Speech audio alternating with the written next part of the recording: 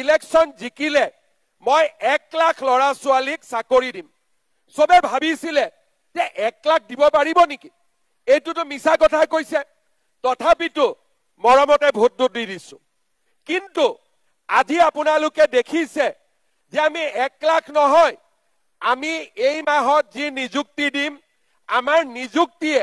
প্ৰায় 2 লাখৰ ওচৰ চাপিব প্ৰায় 2 লাখ ল'ৰা ছোৱালীয়ে নিযুক্তি পাব আজি যেতিয়া মই কৈছিলো যে টকা নিদিয়াকৈ চাকৰি পাব মানুহে বিশ্বাস কৰা নাছিল যে টকা নিদিয়াকৈ চৰকাৰী চাকৰি হ'ব পাৰে নেকি কিন্তু আজি আমি অসমত প্ৰমাণ কৰিলো যে টকা নিদিয়াকৈ চাকৰি পাব পাৰি যোৱাবাৰ যেতিয়া ইলেকশ্যনৰ আগত আমি অৰুণোদয় আৰম্ভ কৰিলো তেতিয়া কংগ্ৰেছে কি ক'লে যে এইটো ইলেকশ্যনৰ আগত দিছে ইলেকশ্যনৰ পিছত বন্ধ কৰি দিব কিন্তু ইলেকশ্যনৰ পিছত অৰুণোদয় বন্ধটো নহলে 830 টকা 1000 হল 1250 টকা হল আৰু লগত হাহে যেনেকে কণী পাৰে তেনেকে এইবাৰ অৰুণোদয়ৰ লগত 250 টকাৰ গ্যাস সিলিন্ডাৰো লগত যোগ হৈ গল হয়নে নহয় তাৰ মানে আমি যি কওঁ তাক আমি পালন কৰো বিনামূলীয়া চাউলে হওক বা আমাৰ আজি প্ৰধানমন্ত্ৰী ডাঙৰীয়াই ৰেশন কাৰ্ডত 5 লাখ টকালৈকে বিনামূলীয়া চিকিৎসাৰ ব্যৱস্থাই হওক ইমান ডাঙৰ ডাঙৰ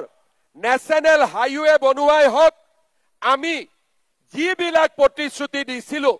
ধেমাজিত মেডিকেল কলেজ কৰিম আমি যি প্ৰতিশ্ৰুতি দিছিলো আজি আমি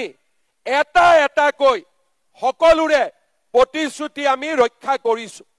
আজিলৈকে অসমত কোনো চৰকাৰ নাছিলে যি চৰকাৰে ৰাইজক দিয়া প্ৰতিশ্ৰুতি 100% পালন কৰাৰ বাবে চেষ্টা কৰিছে কাৰণ আমি বিশ্বাস কৰো যে ইলেকশ্যন আহিব যাব কিন্তু মানুহৰ পৰা যি আমি মৰম পাওঁ সেই মৰম বিলাকক আমি কেতিয়াও পাহৰিব নোৱাৰো আমি ৰাইজে কৰা মৰম ৰাইজে দিয়া আশীৰ্বাদ আমি নিশ্চিতভাৱে উভতাই দিব লাগিব শ্ৰদ্ধাৰ ৰাইজ আজি দিনটো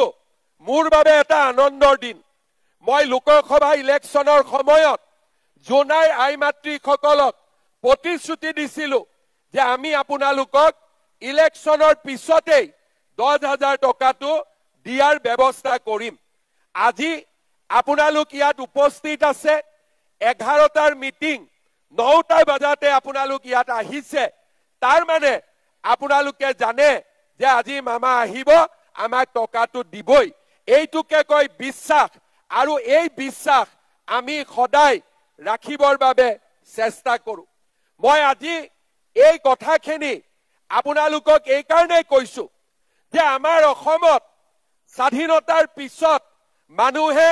কংগ্ৰেছৰ চৰকাৰ দেখিছিলে ইলেকশ্যনৰ সময়ত যি কক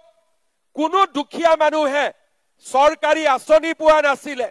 ইলেকশ্যন আহিলে লুঙি ধুতি খুটা কম্বল বাস আৰু সেই খুটা কম্বলো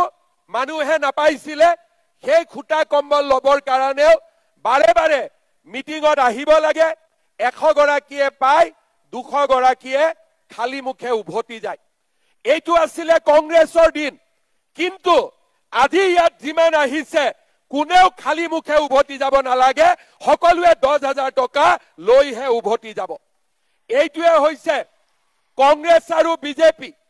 যোৱা কেইদিনমান আগতে আমি 30 লাখ মহিলাক অৰুণোদয় দিলো ক'ত ঘৰত বহি আছে বুথৰ মিটিঙত আহিছে বেংকত গৈ টকা খুমাইছে কোনো কষ্ট পাবলগীয়া হোৱা নাই শ্ৰদ্ধাৰ আই মাতৃসকল আজি মই সকলোৱে আমি আপোনালোকক আৰু এটা কথা ক'ব খোজো আজি যে আমি 10,000 টকা আপোনালোকক দিম সেইটো শেষ নহয় আমাৰ উদ্দেশ্য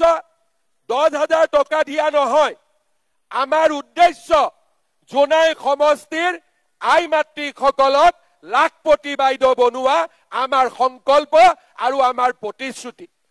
আমি লাখপতি বাইদেউ কেনেকে হব বাৰু আজি আপোনালোকে দেখিছে যে লাখপতি বাইদেউ হোৱাটো বহুত ডাঙৰ কথা নহয় আমি যদি ইচ্ছা কৰো আমি লাখপতি বাইদেউ হব পাৰো আজি যদি আপোনালোকে খবৰ কৰে আমাৰ জোনাই গাঁৱৰ লুহিজান মাছগাঁৱৰ আজি মন্দিৰা দেৱী দেউৰী বাইদেউ তেখেত লাখপতি বাইদেউলৈ পৰিণত হৈছে কেনেকে পৰিণত হৈছে যে আজি বাইদেৱে জৈৱিক ষ্ট্ৰবেৰী আৰু ভোট জলকীয়াৰ খেতি কৰি নিজে লাখপতি বাইদেউলৈ ৰূপান্তৰ হৈছে আজি আমাৰ 3 নম্বৰ সিমেন্ট চাপৰি জোনবিৰি আত্মসহায়ক গোটৰ দৰে বহুতে মাত্ৰ সপ্তাহত 10 টকাকৈ জমা কৰি আজি গ্ৰুপটো নিজৰ ভৰিৰ ওপৰত থিয় কৰিছে আমাৰ অসমত 4 লাখ আত্মসহায়ক গোট আছে 4 লাখ আত্মসহায়ক গ্ৰুপত 40 লাখ মহিলা জড়িত হৈ আছে এই 40 লাখ মহিলাক আমি লাখপতি বাইদেউ বনাব লাগে মোদী ডাঙৰীয়াই কৈছে যে মই ভাৰতত 3 কোটি মহিলাক লাখপতি বাইদেউ বনাব খুজো আৰু অসমত আমি 40 লাখ বাইদেউ 40 লাখ মাক আমি লাখপতি বাইদেউ বনাব খুজো আৰু তাৰ কাৰণে আজি আমি অসমত এটা এক প্ৰকাৰ কব গলে এটা বিপ্লৱৰ আমি সৃষ্টি কৰিছো আত্মসহায়ক গোট গঠন হোৱাৰ আগতে যিসকল মহিলা ঘৰত সোমাই আছিল আজি আত্মসহায়ক গোটে আমাৰ মহিলাসকলক বাহিৰলৈ লৈ আহিলে স্বামীৰ উপাৰ্জনত আজি আমাৰ মহিলাসকলে হাত উজান দিয়ে আৰু মহিলাসকলে স্বামীৰ কষ্ট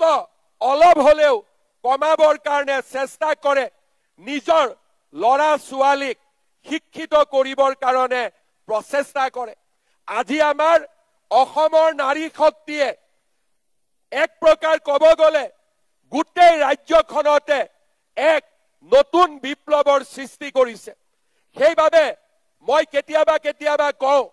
যে আমাৰ মহিলাসকলে ঘৰখন চলাবলৈ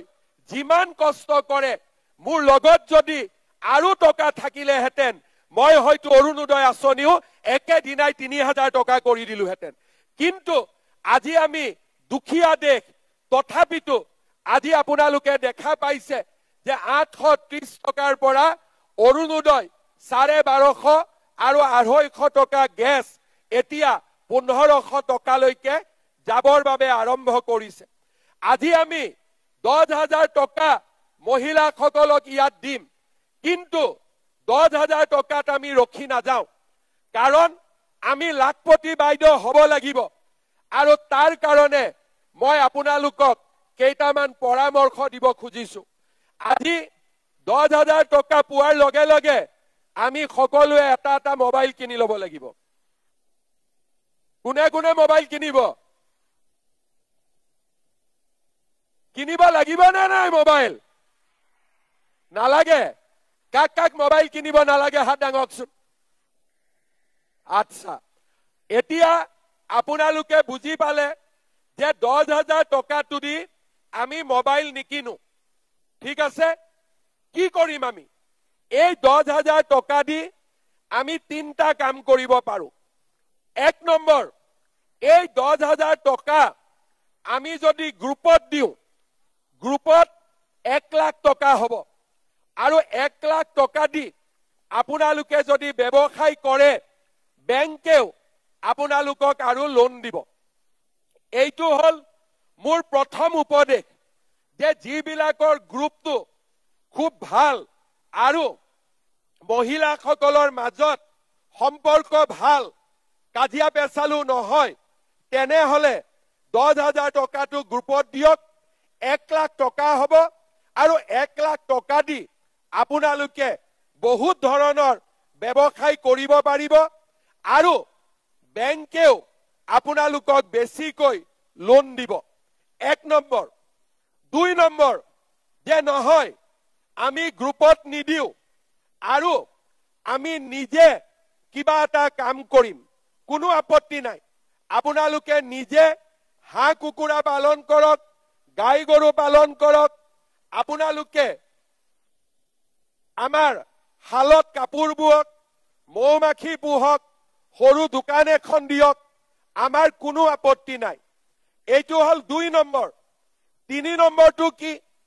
যে মোৰ হাজবেণ্ডৰ, মোৰ স্বামীৰ ঘৰত এটা ব্যৱসায় আছে,